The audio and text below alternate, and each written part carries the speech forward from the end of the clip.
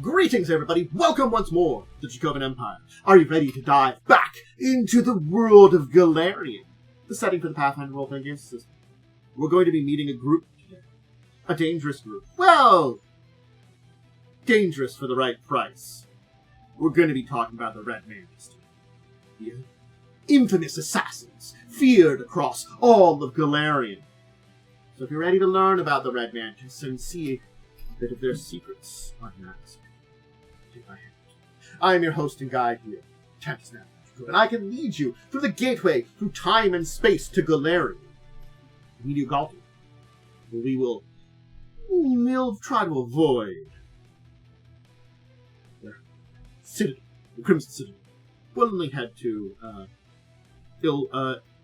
Ilsmagor. Keep it a little bit safe. Gorti.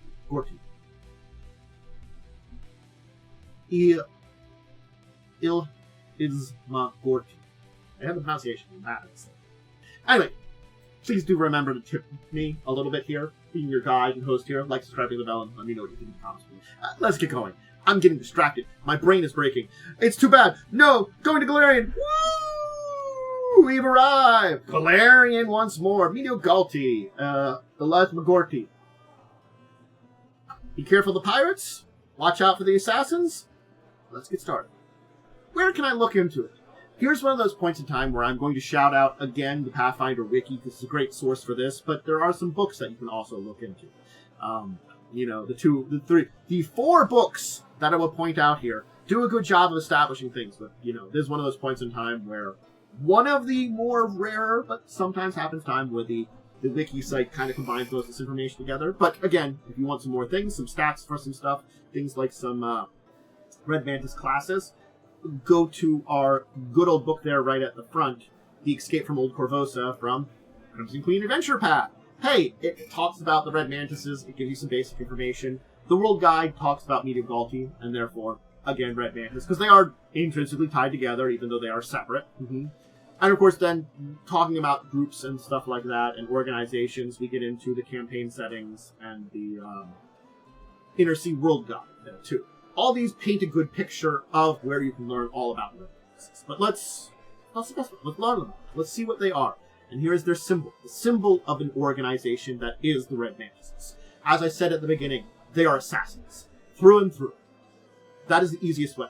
But they are different than just a Assassin's Guild or something like the Elder Scrolls Dark Brotherhood. No. There are ways that they work which make them stand out, but also make them consummate professionals.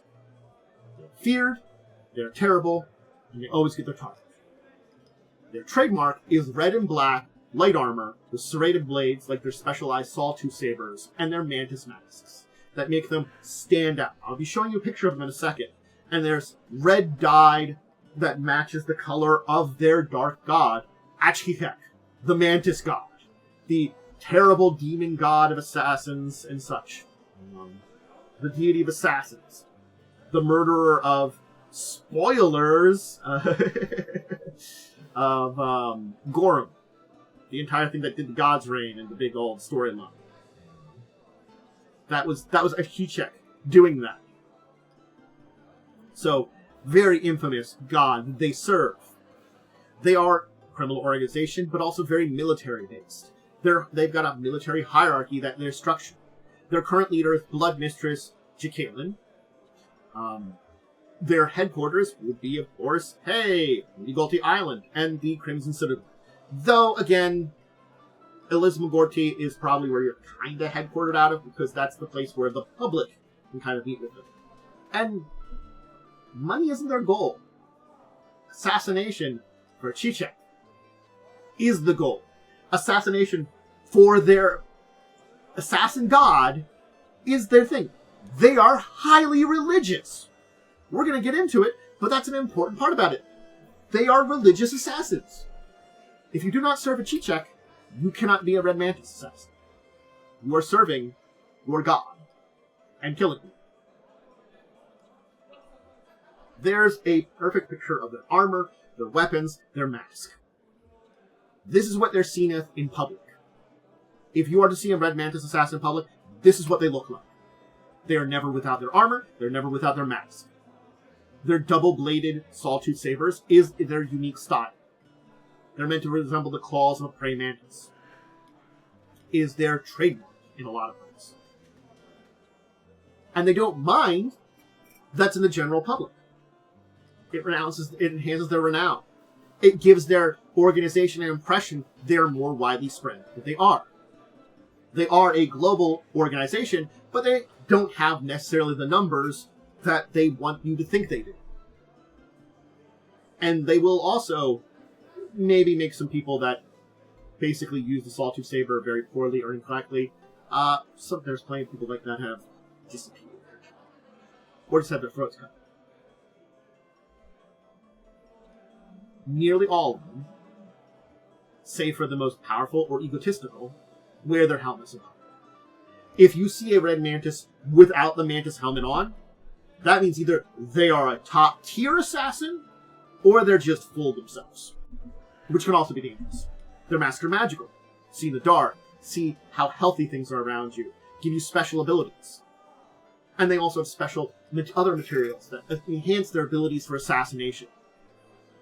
It makes them this full package of equipment that is meant to show off what they are. Let's talk about their job. Assassination. The tactics they use. How they get their jobs. They're efficient. They're tenacious. They will kill whoever they are tasked with. There's no walls that are in the way. No bodyguard. No safe house. Nothing will keep you safe from a red mantis. You are doomed. Social political status don't matter. Everyone is equal if the price is paid.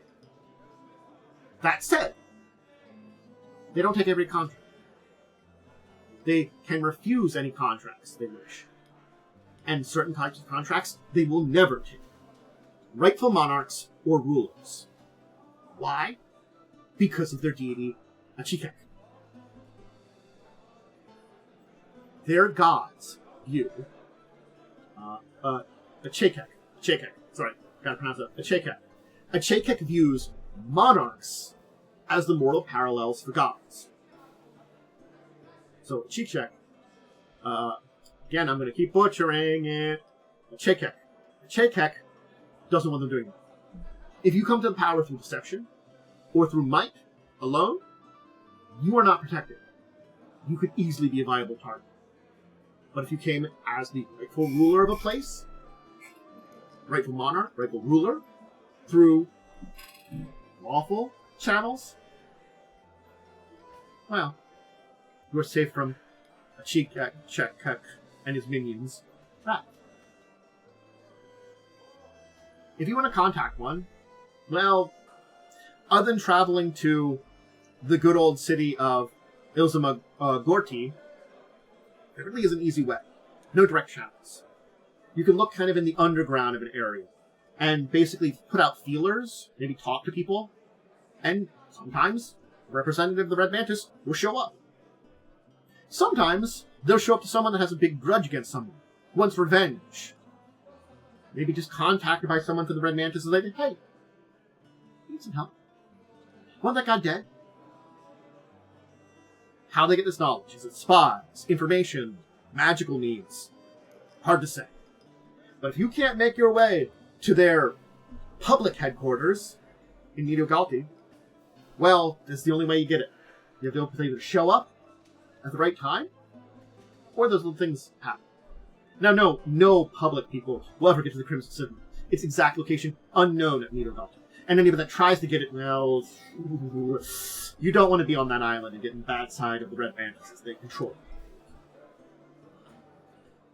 Treasure is not always their payment either. Sometimes it's a favor, a future collaboration, something in lieu of gold. This can make you as a client nervous because you don't know what they're going to come to collect and you don't know what it will be. But whatever it is, if they have you come and help them to pay for their service, you better help them. There is no negotiation. What they ask for is the payment. You're making a deal with the devil, and you gotta be ready to pay up. Once they got that contract, nothing will stop them. They have contacts everywhere. Every guild, every government, every religious group, every criminal enterprise, they have connections. There's no information that they cannot get. Once they have the victim, no disguise, no decoy, no simulacrum. Nothing can stop them. And they will go until the target is dead. Magical or mundane. And they keep track of everything that's been a target. If you are resurrected and you are a target, they will kill you again. They will kill you until you're dead and never come back. That's the Red Mantis promise. Assassination is what they pride themselves on. So, if you want an extra on top of assassination, you're SOL. Espionage, information, other assistances. You're not going to get that. You'll usually have the entire contract refused. And if you're an existing client that tries to add an extra service, well, they're not going to help you. You're not going to get anything else after them. They're just going to do their job. It's a sacred right of assassination. Again, this doesn't mean they don't have things that would be outside of their scope. But if there is something that is going to be brought forth that they want, they're going to come to you. A trade for something other than money. Favor and assistance. That's what you have to think of. And again, that could be later, that could be now. So if you ever see a Red Mantis doing something that doesn't feel like assassination, it's because they've made a deal for something else they want as Red Mantises. And they're working on that. It just so happens to coincide with an assassination. Go see the Crimson Throne Adventure Path for an entire thing about Red Mantis is getting involved in politics. These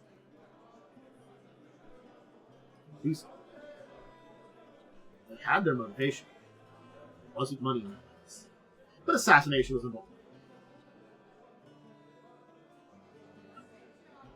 Let's talk about the organization. And here's a nice picture, art that we have of the Crimson Citadel.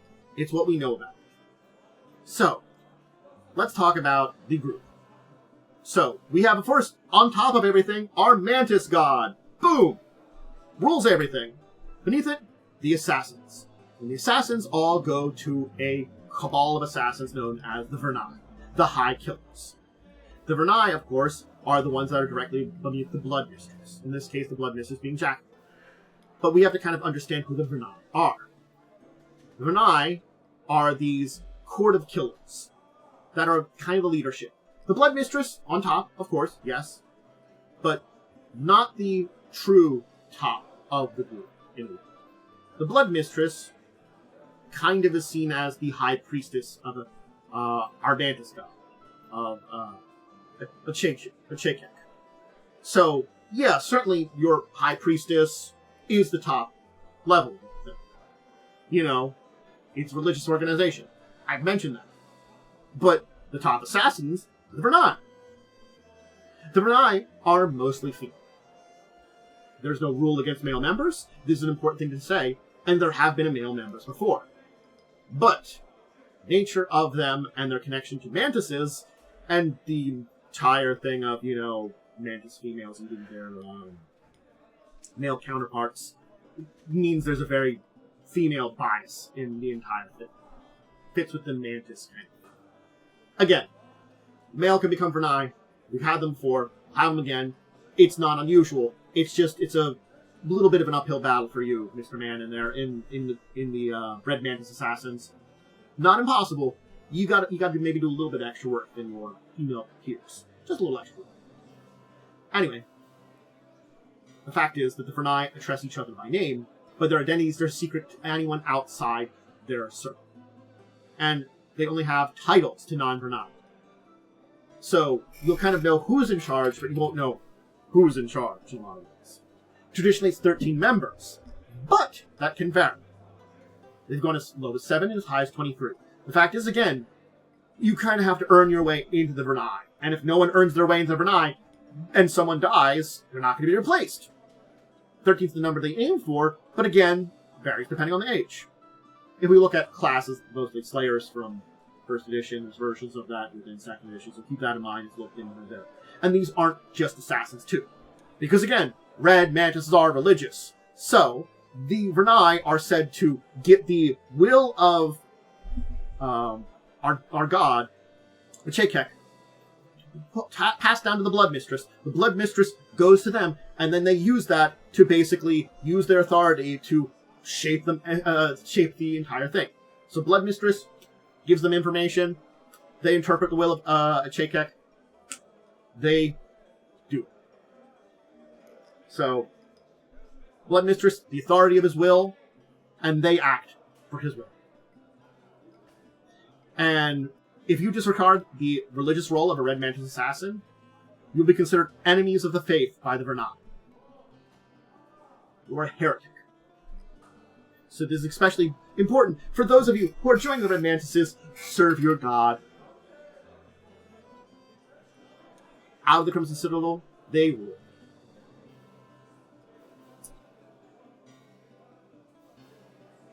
The Vernai have influence over a specific nation or region. That's how they kind of divide up globally their thing.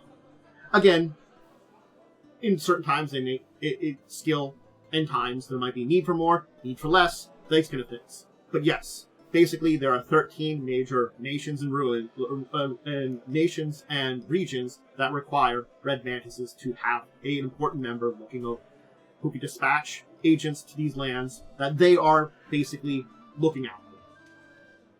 Below here, it breaks down to cells and hierarchies that are according to the needs of order and individual missions. So you have your various Red Mantis cells that are sent out to various places that work under their various Vernai members, or various other groups that are organized as needed. All very military-based. The position of Blood Mistress has only been female. Has only been a woman. And has the most power. Granted, does this mean that no male can ever be in that position? It's a Blood Mistress is the name of the role. It is the High Priestess. Again, even though it's been always a woman, I don't think they have it specifically in writing that it couldn't be not a woman, but it's kind of like one of those tradition, way that they work kind of things. Again, Jacqueline's there for a good period of time, so we're not going to test these kind of things too. And it's important to note that especially things like Blood Mistress Jacqueline, she's the only member, because she does count as a member of the Vernai too. Keep that in mind. She's also a member of the Vernai, other than being the Blood Mistress. She's the only name known to the public, and who has access to the Sarazai Library, which is a region in the Crimson Citadel. So she has access to the secret library there, special library, and is the only Vernai known to the public. Everybody knows who's in charge, who's the High Priestess. It's important to all the members, and everybody below there. So it's sort of like, yeah, and then again, they don't hide this stuff. They hide some things, they don't hide everything. They hide just enough. All these members aren't just assassins, though, too. I talked about it, but they're not just killing. They're diviners, divine spellcasters, unarmed combat experts, specialties that are required, all for the worship of Chekek, and all for carrying out these assassinations. Pure assassins aren't needed for every job. Every job needs a different tool. So they have all kinds of different experts for all kinds of different jobs that might be out there.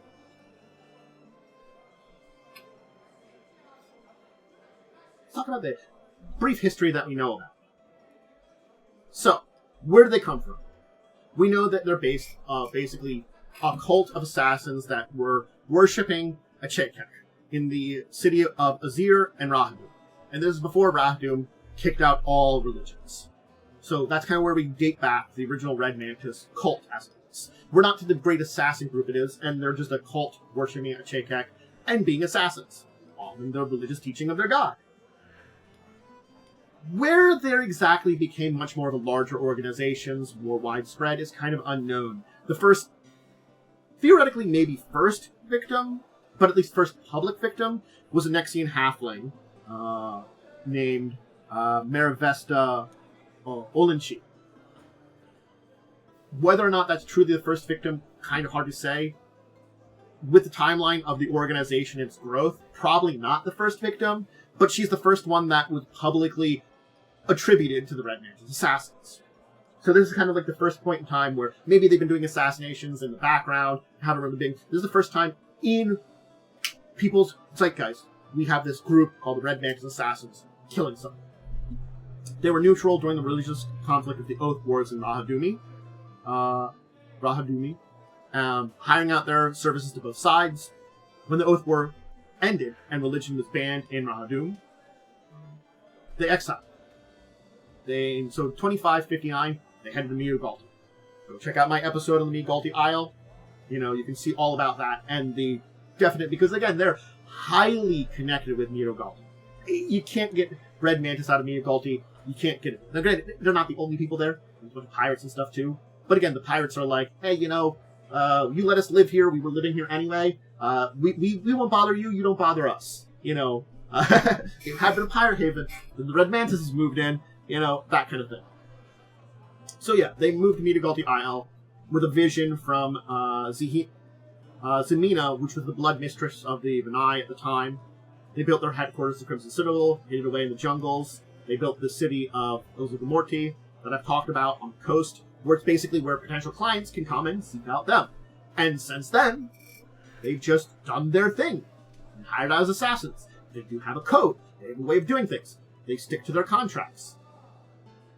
There's all these different things that they do as a assassin organization. And everybody uses them. It's the dirty secret of the world. Everybody's known to hire Red Mantises. You need someone gone, you hire a Red Mantis. Either you go into the underworld and get them out, or you head to Mido Galti. It's an unfortunate thing that's why they have connections everywhere, in every nation. No matter how good or righteous the nation is, there's someone that's been working in there that's hired a Red Mantis to do something at some time. Got a connection. They got their dirty hands everywhere. And that's the Red Mantis assassins. Claw, reaching out, enveloping everything. That's a way to describe it. It's a way to think of it. And certainly speaking, they have served their god well. Their god calls on them to be the assassins. The act that they do is religious to them. I think it's an important part about understanding this here too, is the act is religious in a lot of ways.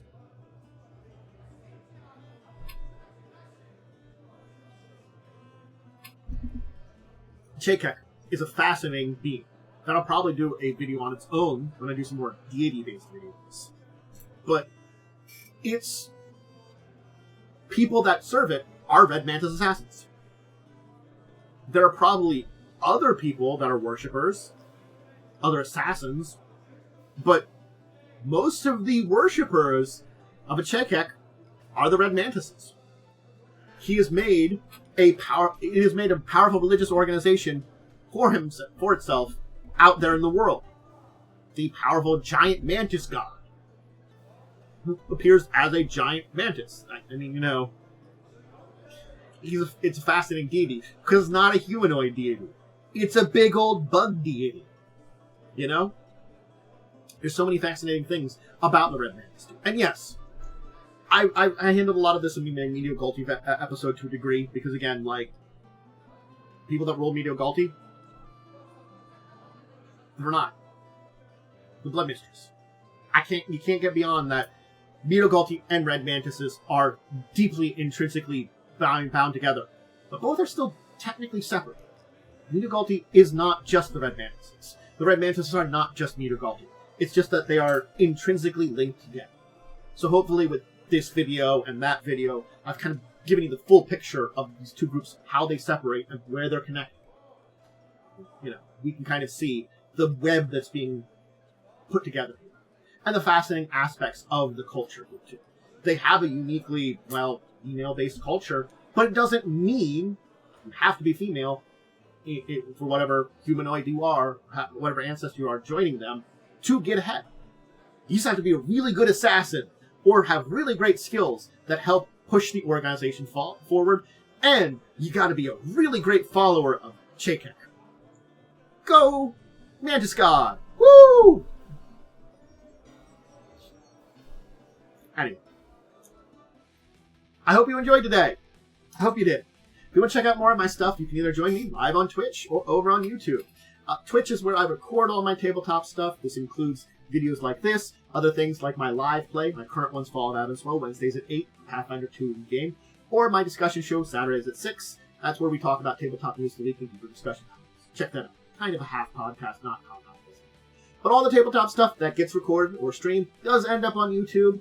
Other things over on the stream, I do have some random gaming friends, just chatting, all that kind of stuff. So normal variety streamer stuff if you want to check that stuff out too. And just hang out. We talk tabletop, we talk something nerdy.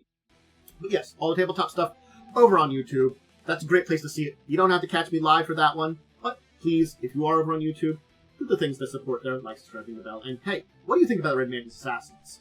How would you use them in Adventure? And certainly speaking, would you ever play a player that's a member? Granted, with the line being gone in 2nd edition remaster, they still are that kind of lawful, kind of evil group. They are assassins, but they are assassins with a pretty heavy code.